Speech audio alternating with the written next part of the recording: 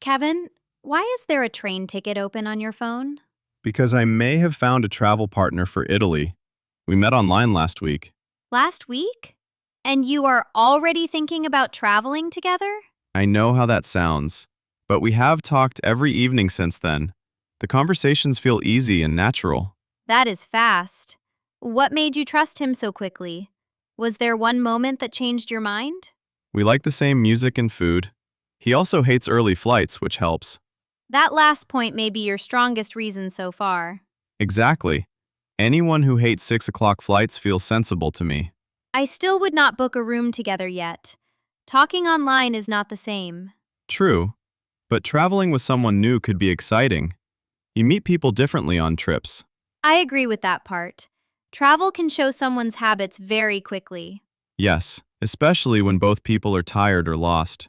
That is when real habits appear. So airport stress is your friendship test now? Pretty much. If we survive a delayed flight, maybe we can survive Rome. You are joking, but I see your point. Trips can make people closer very quickly. Or they can do the opposite.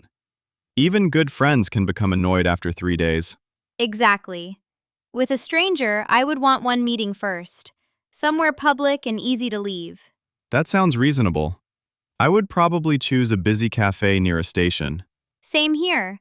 I would want the first meeting to feel normal and relaxed. Right. I would not want it to feel like a job interview. I would just notice how the conversation feels. Does the person listen and respect your plans? So not just, do we both like pizza? That was my first test. Sadly, pizza is still not a full personality test. Fine. I will remove that from my travel research. What else would you notice? I would watch how they react to disagreement. Travel brings many small choices every day. Like when I want a museum, but they want coffee all afternoon? Exactly. I would say we can do different things for 2 hours. And if they get angry about that, I see the problem early. That is why I need some time to think can help. I like that phrase. It gives you space without making the situation dramatic. Yes, you can use it for plans, money, or sharing a room. Speaking of money, that could get awkward very quickly. Would you split every cost exactly? Not every coffee, but I would discuss hotels, transport, and bigger costs before the trip. I agree with that.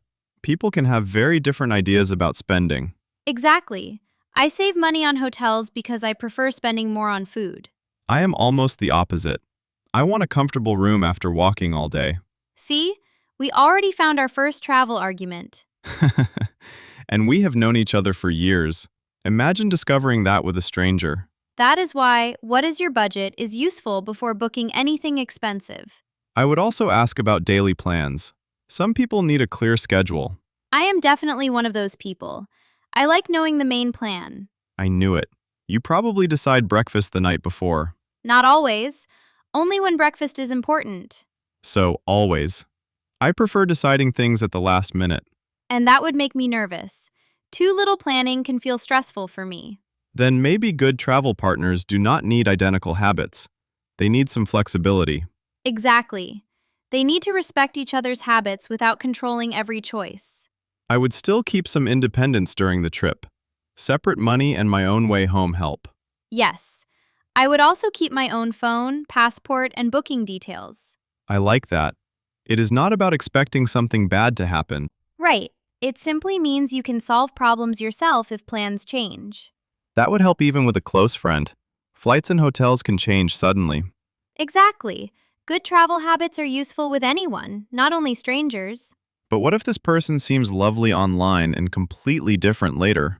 Then I would trust what happens in real life. Online messages only show part of someone. Even if you already paid for the whole trip? Yes, money matters, but feeling safe matters more to me. I would struggle with that because I hate wasting money. I do too, but staying in a bad situation can cost much more. Fair point. I would want a backup plan before leaving home. That would make me feel less stuck.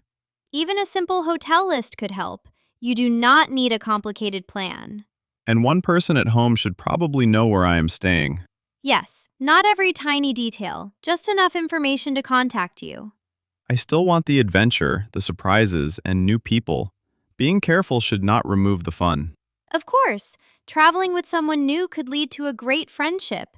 That possibility is part of the excitement. Or a funny story about the worst travel partner in Italy. Either way, you get a story. I would still prefer the friendship. Same.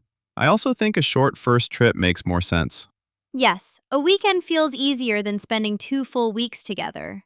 If it goes well, you can always travel together again later.